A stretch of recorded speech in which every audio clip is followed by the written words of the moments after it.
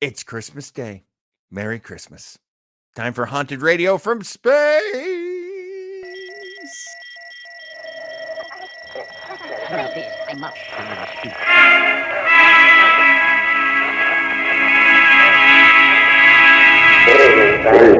Good evening, friends.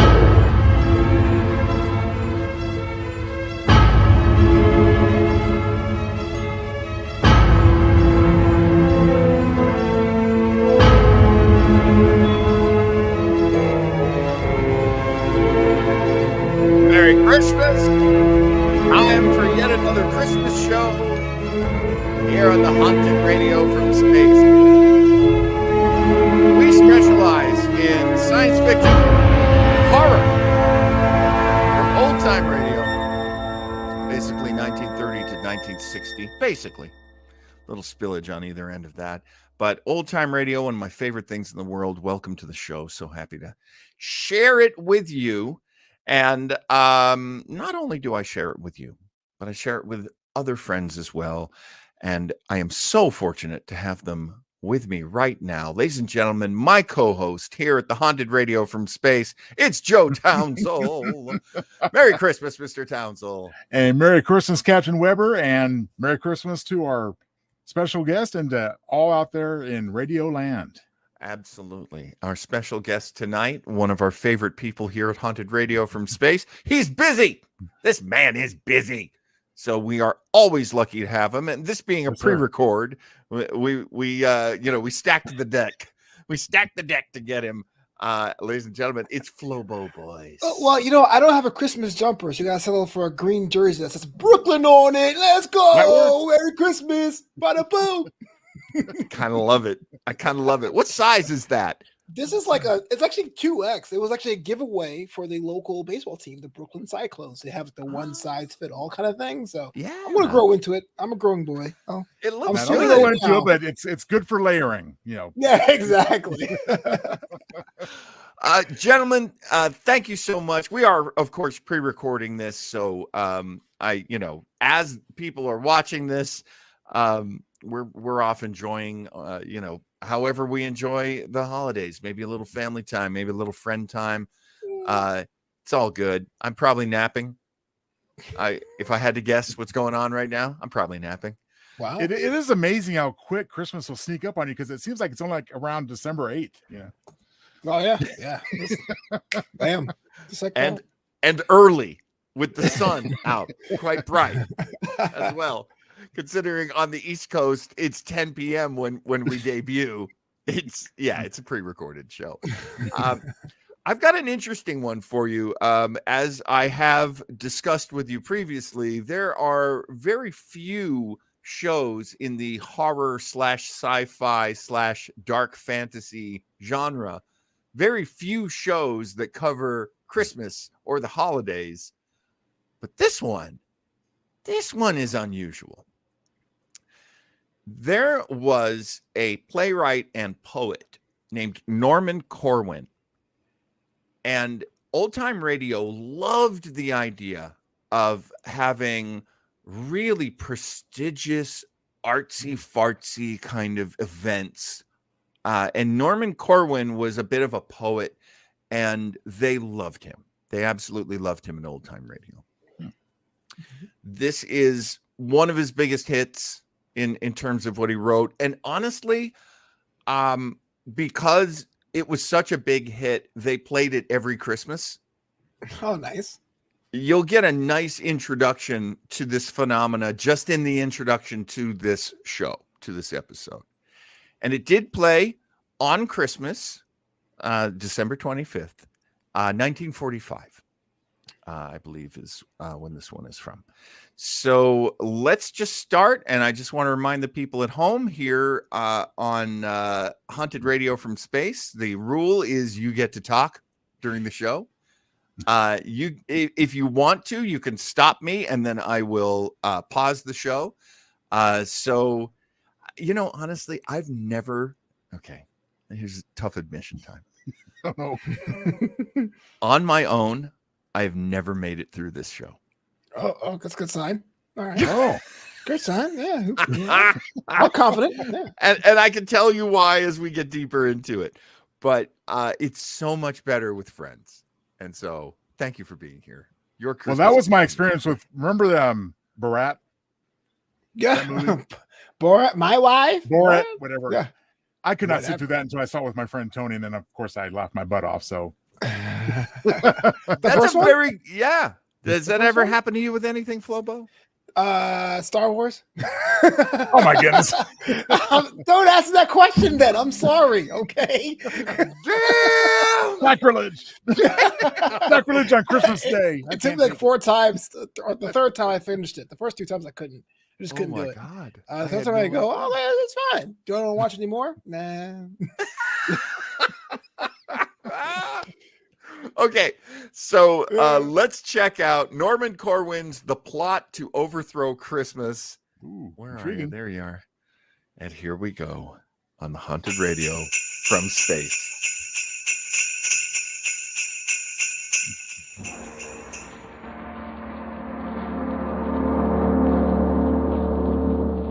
Seven years ago this Christmas, a young radio writer-director named Norman Corwin produced his first half-hour broadcast for CBS, a fantasy entitled The Plot to Overthrow Christmas. In the years since then, Columbia has brought you many other varied works of Corwin, works which have elevated their creator to the unique position he enjoys in American radio. This holiday season, Norman Corwin comes back to the same studio to direct substantially the same cast with which he first presented his now traditional fantasy, The Plot to Overthrow Christmas.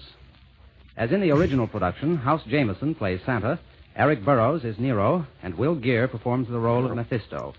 Henry Morgan. Okay, so I just want to throw that out there.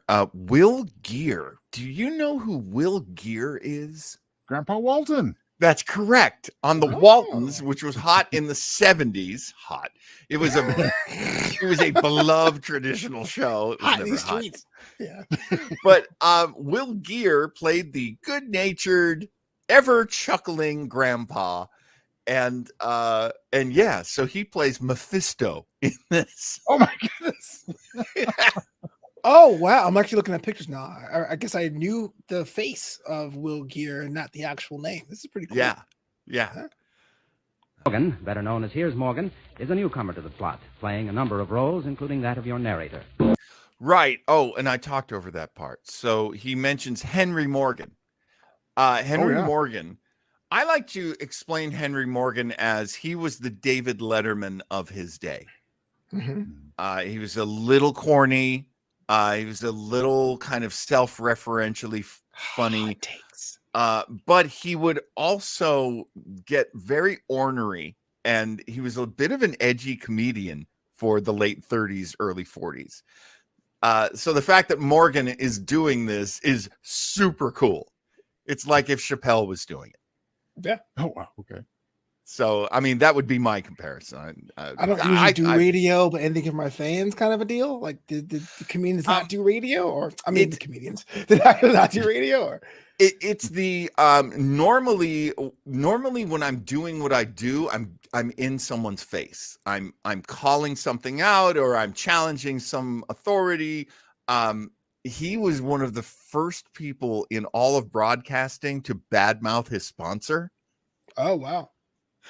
And I could go on forever. Henry Morgan is just one of my favorite comics out of radio. And radio comedians tended to be kind of corny. He was a little more edgy. Again, you got to take it in 1930s, 1940s, you know. Well, given what we've heard on the show, especially, and you know, I can see your point, just in that it is pretty corny, as you say, you know, for most of what we've heard and how they conduct and act and so forth. So having somebody edgy is kind of a rarity, and I can appreciate that. And I don't know if you'll hear it in him. I will one of these days. I'll get you guys together. We'll listen to some Morgan, and I think you'll hear what I hear. He's a really funny guy. Do you hear what I hear? Very Christmassy, Mr. Townsend. Looping us back into the As in the original production, House Jameson plays Santa, Eric Burroughs is Nero, and Will Geer performs the role of Mephisto. Henry Morgan, better known as Here's Morgan, is a newcomer to the plot, playing a number of roles, including that of your narrator.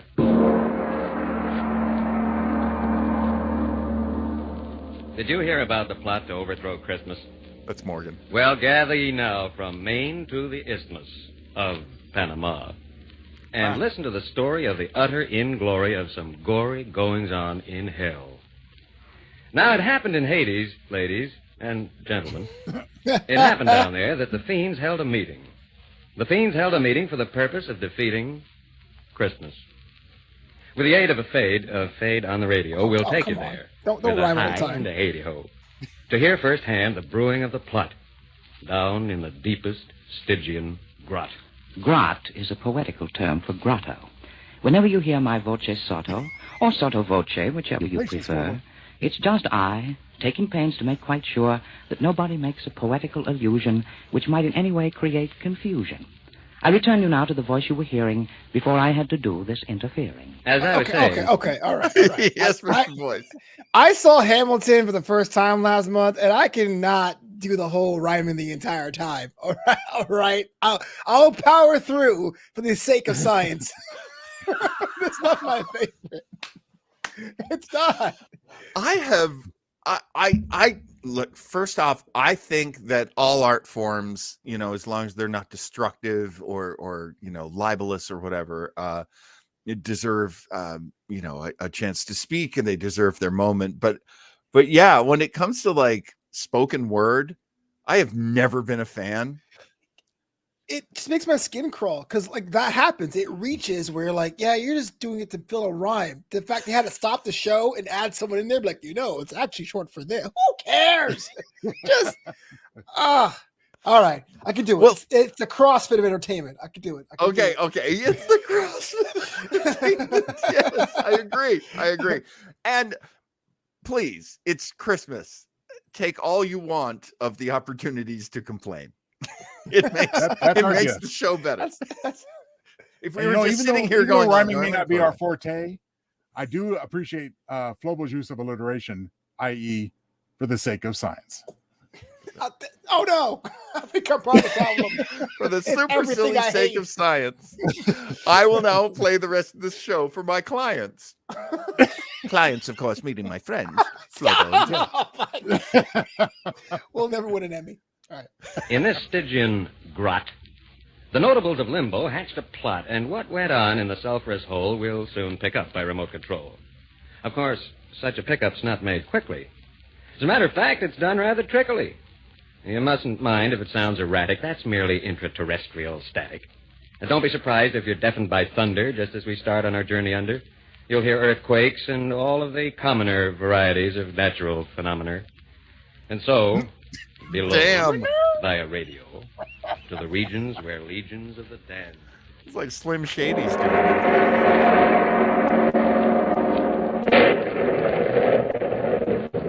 Freaky phenomena there.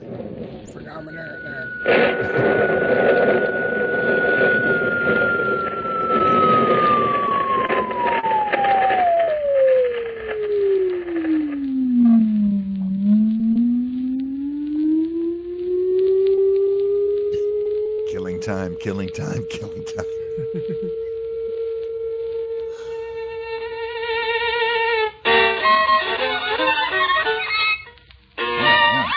Charlie Daniels band coming in.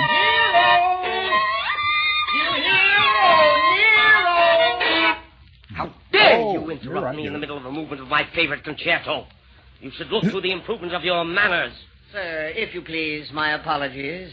I would not have intruded upon your recital if the matter were not so terribly vital. The most important matter in the world is piddling when it comes to be compared with Nero's fiddling. Now, what you say may be very true, but I've been sent here to summon you to a great mass meeting of the tortured souls down in the grot of the flaming coal. A meeting? What for? What's the big idea?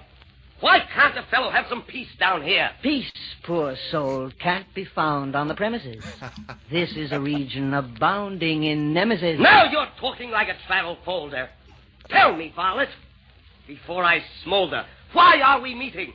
Who's on the spot? We're meeting in order to fabricate a plot. A plot against a festival that mortal men comfort in and gladden in again and again. You see, every year... Never mind the facts. Yes, Mr. Townsell. Why do I have a sudden urge to watch Santa Claus Conquers the Martians? Oh, me too. All of a sudden. Good night, everybody. Starring Pia Zadora.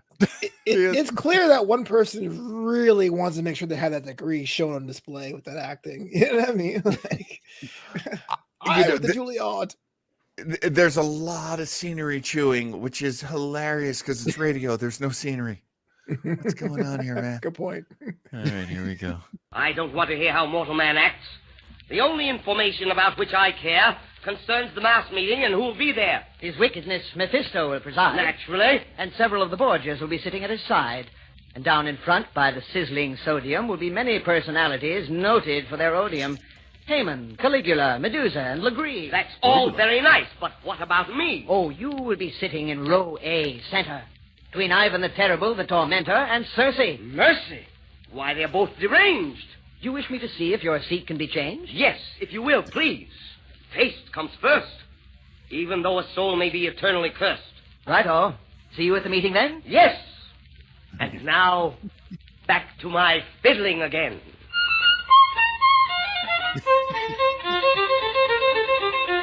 This is I, the sort of voce person. It should have been explained that Nero is rehearsing for nothing in particular. He's just that way. While hell's fires burn, he likes to play. It makes him feel a little more at home. It's just an avocation he picked up in Rome. That's clever. Gotta admit. Okay, all right. Let's make let's stop very quickly there because I think that means something here. Now, Mr. Townsend, you are appreciating the cleverness of the rhyming and the writing, and actually, I did like that little section there. Mr. Boyce, are you moved at all? Do we normally fiddle in Rome? I didn't know that was a thing. I learned something new today. Well, Nero fiddled while Rome burned. Oh, okay. Yeah, well, yeah. I knew that. I knew actually knew that. And now I'm totally dumb. No, I'm fine with it. It's funny too because they're talking about Nero, and I think they mention a couple other Roman figures, and then the Borgias. I picked up on Caligula because, of course, the terrible penthouse porn movie from the 80s. I expect that kind of language for myself, not you, Mr. Townsend. I'm so sorry. On Christmas Day, I apologize. I tell you, saw that porno. It was awful. Can I also say, I think it's interesting that Norman Corwin, because he's so artsy, gets away in 1945 on Christmas Day saying the word hell. Well, I think of that just generally as far as 30s radio. That was pretty bold. Oh, yeah. Even though it's used in the proper context of hell, Hades. Absolutely. Yeah. Absolutely. Yeah, loopholes are loopholes. Man. He's a very beloved figure in radio, so the guy can get away with almost anything. All right. Here we go. I think we're getting to that meeting in hell. Yeah. Let's see.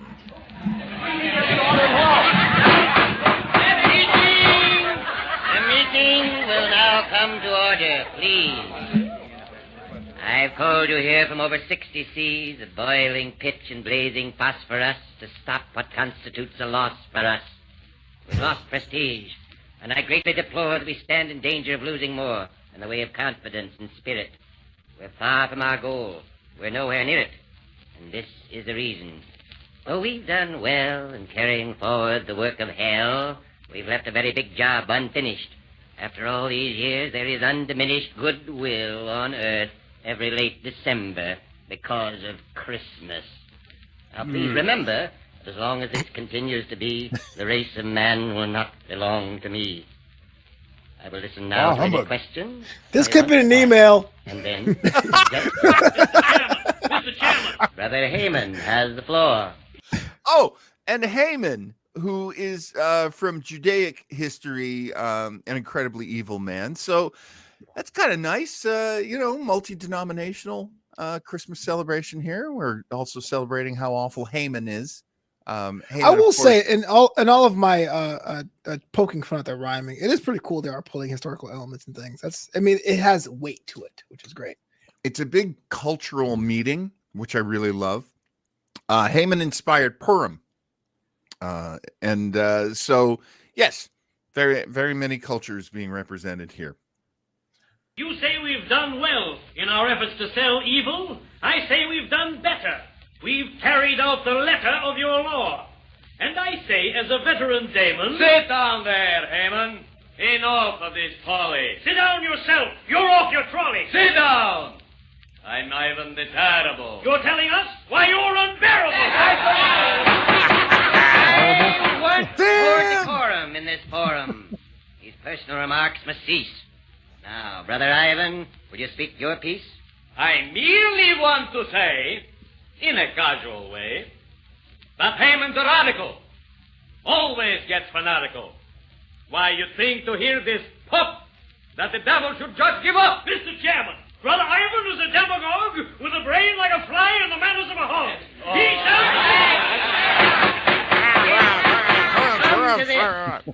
Are we going to let a little holiday like Christmas get the better of us all down here below? No. Very well, then, sirs. Very well. Let's go. Let's lay down our plans now to overthrow this Christmas business and all that guff of holly and mistletoe and stuff. Brother Caligula may take the floor. Mr. Chairman, I abhor, as a former emperor, anything which curbs our rule. Let us give some presents, too. Candy sticks and things to chew. Fruits and nuts and little cakes. Poisonous as rattlesnakes. Ooh. Bravo. Let our subtlest worker be bichloride of mercury. Brilliant. Let us wrap in tinsel bright little gifts of dynamite. Very good. Work things so that men will fear when 12:25 draws near. Good. Soon, at this rate, if you please, men will hang from Christmas trees. Oh, my. What a bunch of My Grinches. dear Caligula. Pine trees aren't that strong either. I don't know how you're going to hang from one. The minute I thought of that, I thought of that movie, The Happening. Remember that Chameleon movie? Oh, the one with Matty Ice. Mark Wahlberg? Yes. Exactly. Marky Mark. Yeah, Marky Mark, yeah. I am kind of digging it. It is kind of getting under my skin. This internal rhyming, this Hamilton-esque, if you'll allow me to say that, Mr. Boyce. Oh, please. I'll allow it. Well, this may be a little bit of a reach, but the occasional interruption by the narrator, or whoever it is, it's telling us, grotto is the same as a grot or whatever. Kind of reminds me of a with the poetry and the verse. Kind of reminds me of a Greek chorus approach as well, which moving that story along in that way. So I can get behind it. At least it's done well, except for things like Phenomena. Yeah, exactly. It's like A Night Before Christmas reached, but at least the rhymes were somewhere close. But Phenomena will be no excuse. Yeah, that's the weak one so far. It's interesting too, because remember James Thurber would do that a lot in his rhyming, and he was very popular at the time. So it is kind of a style. And of course, again, I can't say it enough. Corwin is given license to do whatever he wants on radio. So and this is what, the 7th, 8th time that they've presented this show. So must have been popular.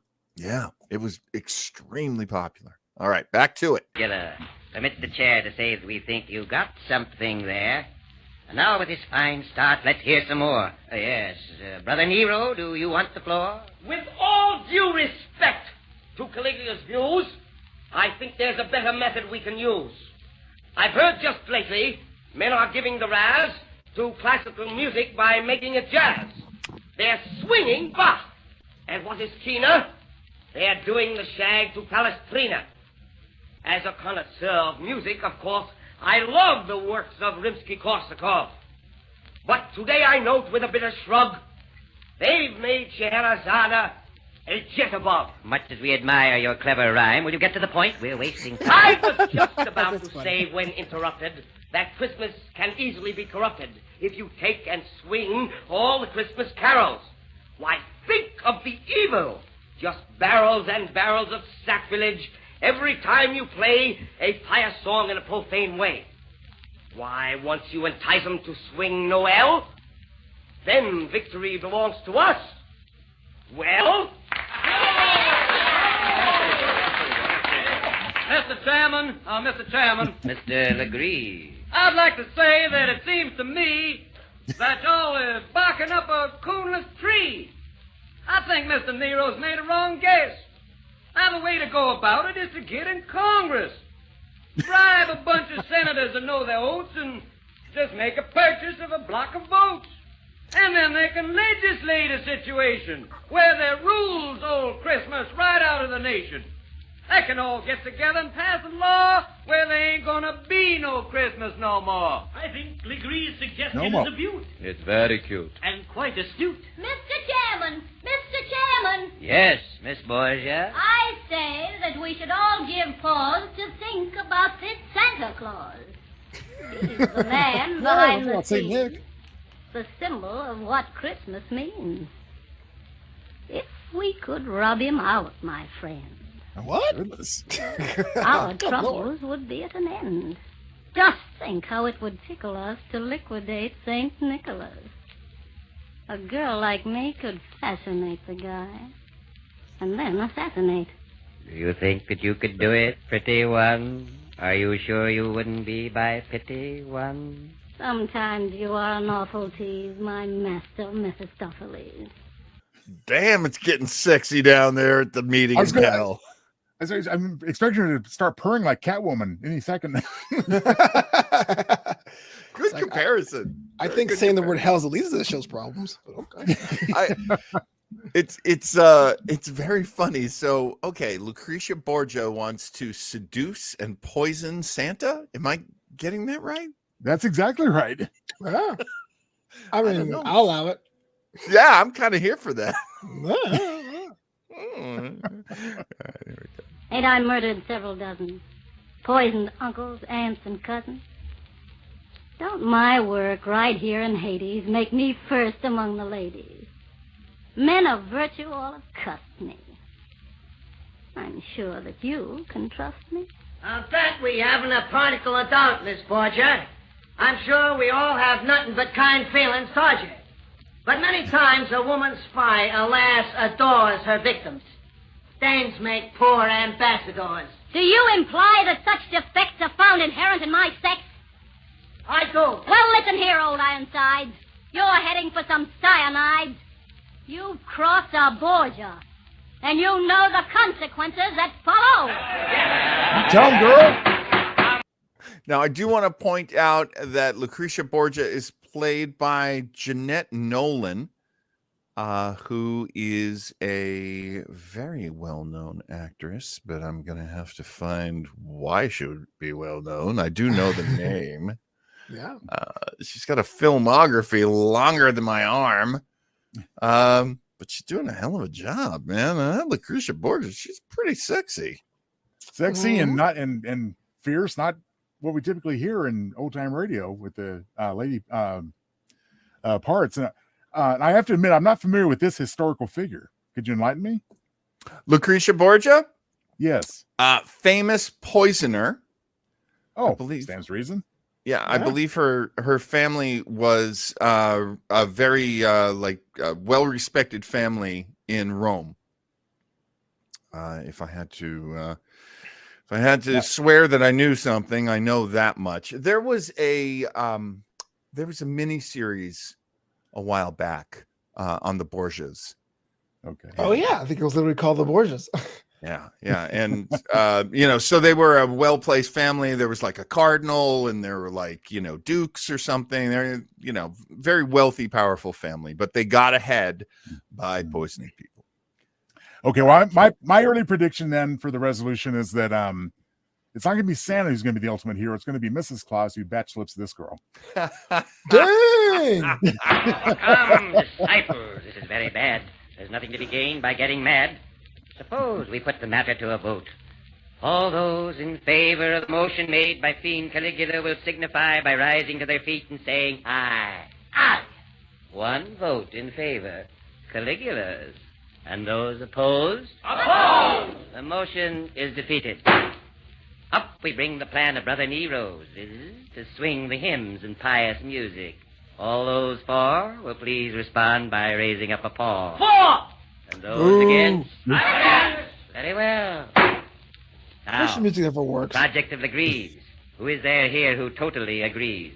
I do like that. Basically, hell is pro-slavery because Simon Legree's down there.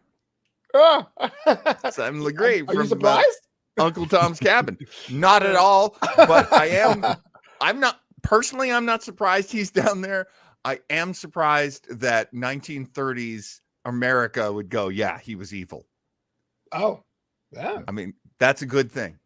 That is a good thing. I was going to say, It's also very interesting that if hell is the place where you're sent when you're evil and in mortal life, and then you're sent to hell to suffer for eternity. They'll kind of they dig being there. It seems they were having a good time trying to, plot the death of Christmas and Santa Claus. What are you going to do else but hell? Yeah, you go downtown hell and go to the Capitol building and to go to work. Oh, come on. You don't get to lounge about in eternity. Damnation. Are you kidding me?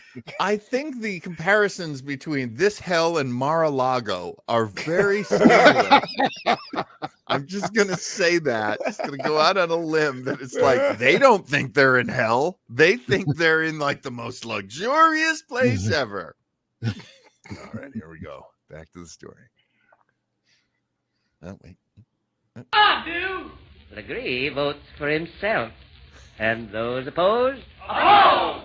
And now all those who favor Borgia's cause, it being to eliminate Santa Claus. Aye! Oh. And those opposed? It seems the women have a way with them. At least they have carried the day with them. You flatterer. The motion's carried. And now we'll decide which one of us will take Nick for a ride. We'll all draw lots, and thus settle the moot point of who'll be sent to execute.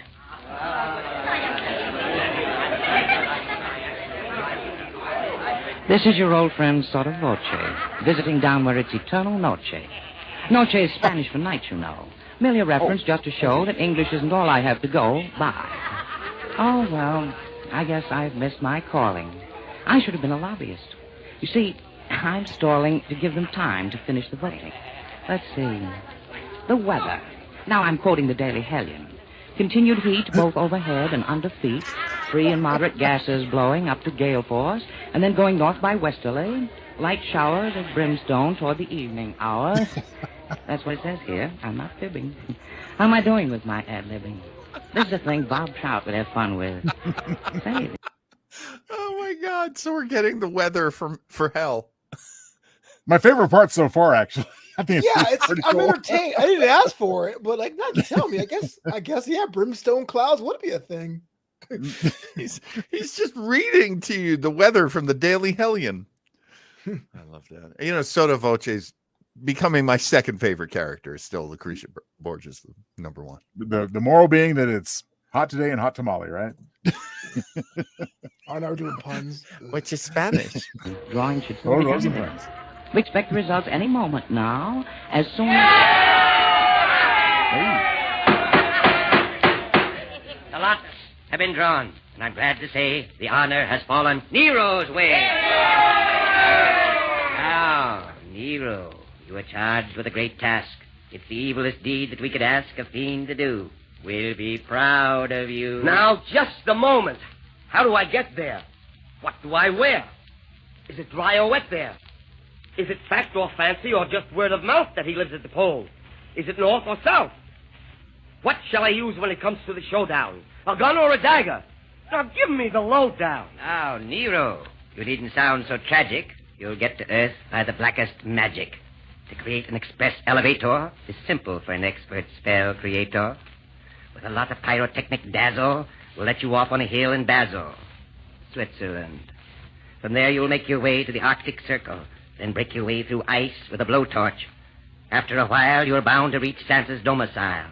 And once you get there, my dear Nero, all of our work will have gone for zero if you don't succeed in your assignment. I know. If at first we don't succeed, we can try and try again. But there is no need, because nothing will come of it. Meaning no offense. Do you mind if I take my departure hence? And with a gong, Nero is gone. That, my friends, was a big brass gong. It is used in this story along to indicate that we're about to travel to points where the plot will further unravel. And now, if Ambassador Nero elects, we'll have another spot of sound effects. Thanks for the repetition there. I like that. I think I can.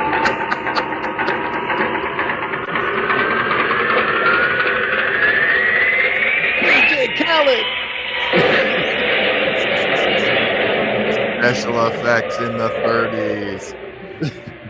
40s, actually.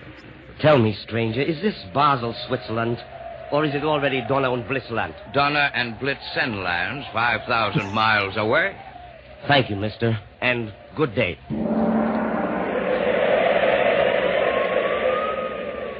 Tell me, stranger, I've been walking inland for weeks. Where am I now? In Finland? It's like Stargate. My name is Canada. Tell me, stranger, because I've lost stock. Where am I now? In Vladivostok. Listen, stranger. After all these centuries of blistering heat, now I have to suffer from freezing feet. I'm wincing with pain from this pesky toe. No speak English. Eskimo. What? Whoa! Hold on! Are you kidding me? What? You went out of your way to be racist? That's terrible! One of the reasons went to hell, I think. Jeez! Oh my goodness! I'm sorry, y'all. I just didn't see it coming. Just wow. I just love that the quote unquote Eskimo speaks just enough English to go, yeah, I don't speak your language. You're your Eskimo. own. Yeah. It's probably New Jersey, yeah. I declare, by my frenetic soul, I must be over the magnetic pole. My watch has stopped. Can that be right? I wonder. A light! In a moment now, you'll hear me knock on Santa's door, and he'll unlock it nevermore to lock again. I love that Nero knows that he's on a radio show and we're listening to him. Like The fourth wall on radio. Yeah. Fourth wall. So is doom. How do you do, sir? Very well indeed, and you, sir? Splendidly. Won't you come right in? Take your coat off. I see your chin is frozen. Also your hands and knees. Sit down while I get you some antifreeze. Don't bother, sir. I will not be long. I'm about to perpetrate a fearful wrong. In short, I am going to do away with... Take it easy. Do not play with that gun.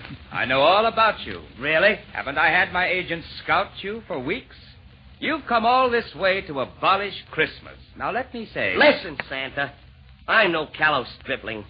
I've read Ernest Hemingway and Kipling and also The Shooting of Dan McGrew.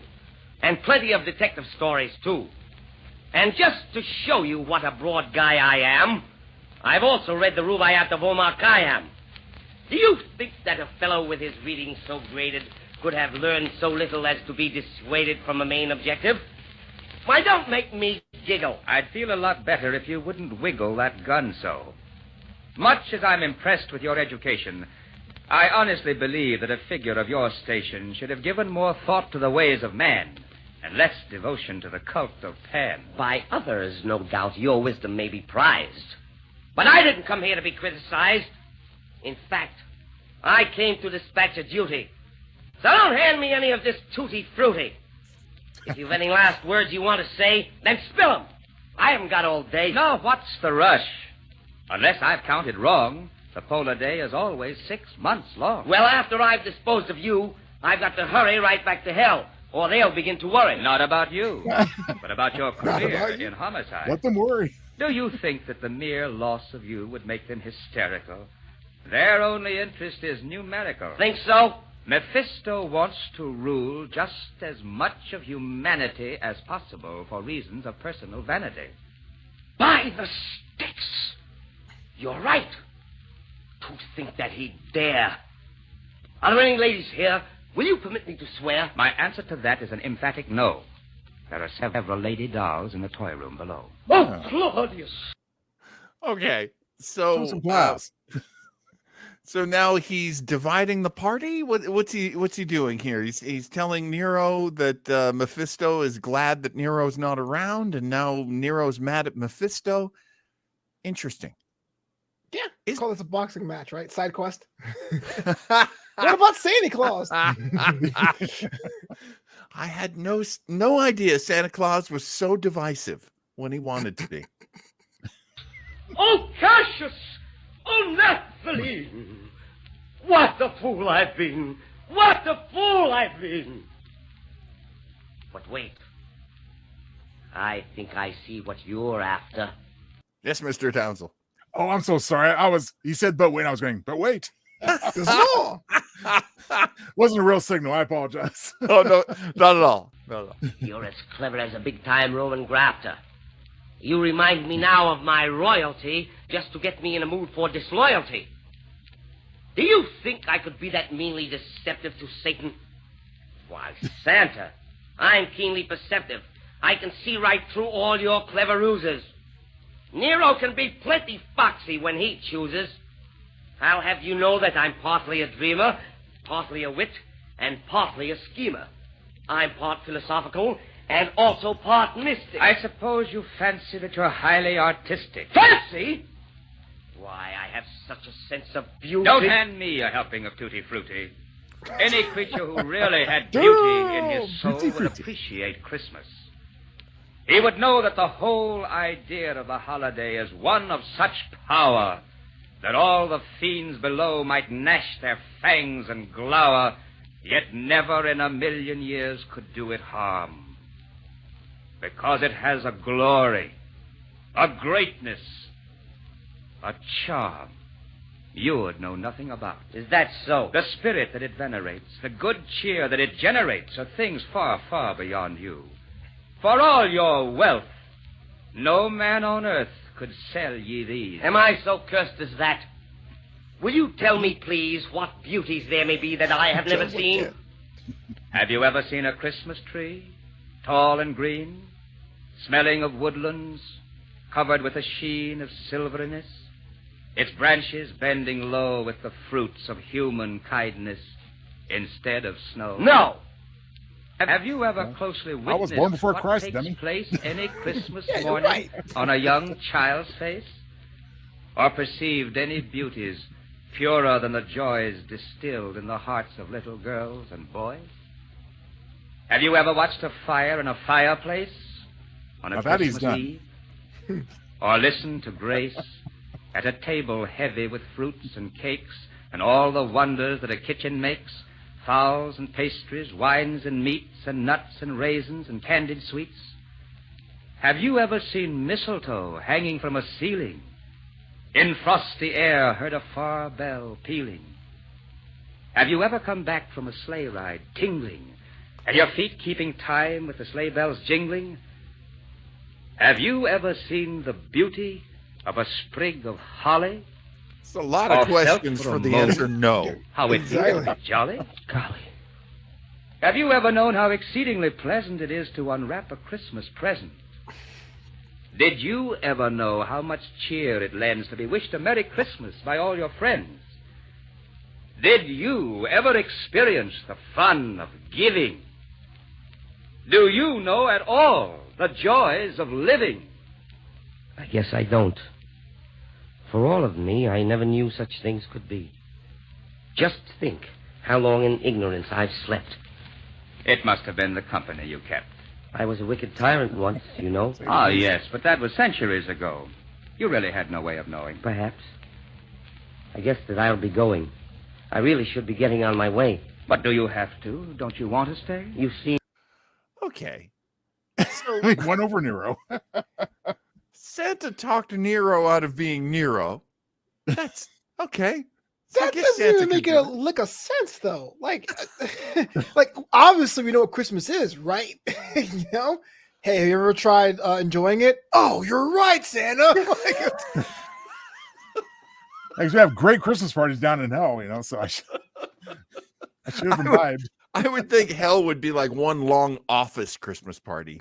Yeah. Oh, man. The bunny hop playing on loop. You're basically, getting wasted and just making a fool of yourself in front of the girls from accounting. Just, Mimeo machines everywhere for your butt. Just like it's like a terrible office party in hell. It's weird because aren't the Mimeo machines one you have to like literally like physically grind? It's like you're sitting Wonder how that felt. Given the time frame this production was made, it's just really too bad they didn't try to send Hitler to kill Santa. We would have avoided a lot of really bad things. Yeah, very interesting. I wonder if from some of the lines that Mephisto is saying about wanting to take over the world and wanting to destroy mankind and all that. I mean, it's 1945 when they're doing this version of it. I wonder if they're trying to portray Mephisto as being Hitler-like. Well, it's a timeless deal, and it certainly was relevant at that time. As far as alluding to Hitler. So by the time you get to 1945, Hitler is threatened to take over the entire world now. So I think there are some historical relevancies there. And when it was first written, so that would be 37, 38, Hitler was very much, marching his way across Europe. So, there are, I think, some references here. Good point, Joe. I'm just a bit Embarrassed? Why, yes, sir. Now, don't look so harassed. I know just why you came and who it was that sent you. But that's all done with. I take it you repent you of all your past mistakes. With many pains and aches of conscience. Then are you welcome here. Please take your hat off, your coat, your muffler also. Take your spat off. What happened to the other one? No matter. You're pretty thin. You'll presently be fatter. I serve good food here. I'll get you a platter of steak and mushrooms. A medium or rare? Ooh. I'll bet that you're as hungry as a bear. Now, just sit down. That's it, right over here. And tell me, will you have some wine or beer? I never touched the stuff myself, but I managed to keep on hand a little rye for purposes medicinal. I mean, your chin should be unfrozen. What a state it's in. A while ago, you asked me if I understood good cheer. I do so now, St. Nicholas. I see it standing here. I want to ask you something, sir. Now, please don't give a yelp. Is there any sort of work to do where I can be of help? Indeed there is. Indeed there is, and I am glad you asked me. I have so many toys to make this year, the job's got past me. But first, you sit and eat this bowl. I've got a little trifle I'd like for you to see. So will you sit right here and stifle your curiosity? I'll get it for you right away. It's down the hall a piece. Well. Flobo boy shaking his head at those rhymes. Hell's going to be pissed when they find out that I'm still alive. After all these what are you going to tell him? And he put you to work? I'm so happy I could buzz. It shows you what the lot a little Christmas spirit does. As emperor, I envied off the cheerfulness of peasants, and now... Well, here it is, Nero, my boy. By way of Christmas presents, I offer you this little gift. But Santa, for what reason? A very good one, sir. To wit, compliments of the season. Well, go ahead and open it. Why stand there so reflecting? I'm just collecting thoughts, St. Nick. My thoughts I'm just collecting.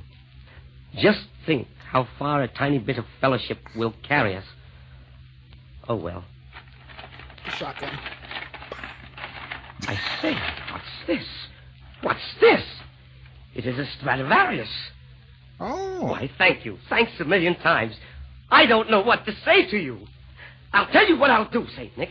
I'll start right in and play for you. I'll play all night and day for you. Fine. Here's some music. I'm sure you'll play it well. It's a little piece entitled Noel, Noel. And he laid that golden fiddle down at Nero's feet.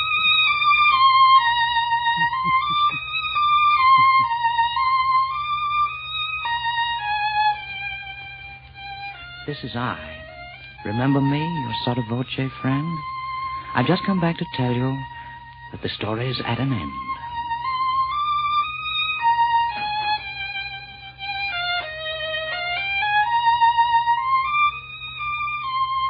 You have been listening to The Plot to Overthrow Christmas, written, directed, and produced by Norman Corwin. House Jameson appeared as Santa Claus, Eric Burroughs as Nero, and Henry Morgan as the narrator, Legree, and Ivan the Terrible. Others in the cast were Ann Shepard, Kermit Murdoch, Will Geer, Robert Dryden, Norman Ober, and Edward Cullen. Paul Winters was Nero's playing arm. The script of the plot to overthrow Christmas is found in the book 13 by Corwin.